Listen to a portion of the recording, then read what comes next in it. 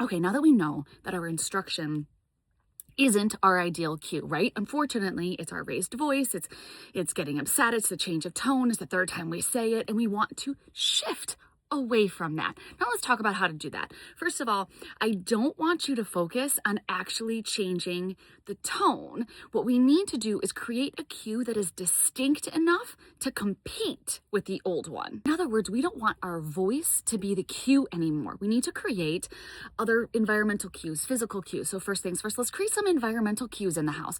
We can turn the lights off, like getting ready to transition, lights are going off. Or Alexa, turn the music off. We can create physical cues. We can walk over to them, sit down at the table. You can create time-based signals. In other words, you can tell them, all right, you have 10 seconds to start.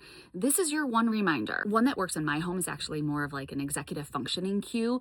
I'm constantly saying, okay, what should be happening right now? Or what's the next step? The fact is, yelling often signals some sort of urgency, right? Because it activates the nervous system and the learner's like, oh shit, okay, what do I have to do? You want to create that urgency or that pressure without having to yell or raise your voice. So what I would suggest is make a pause. Let's be honest, silence sometimes is uncomfortable. So if you provide the instruction with one of those other cues that we just talked about, and then provide that 5 to 10 second pause of just silence, that silence is going to be pressure enough to be like, oh, something is supposed to be happening right now. Kind of putting all of these ideas together helps retrain your learner's brain not to have to wait and listen for that yell, but maybe pay attention to any of these other cues that you've put into place.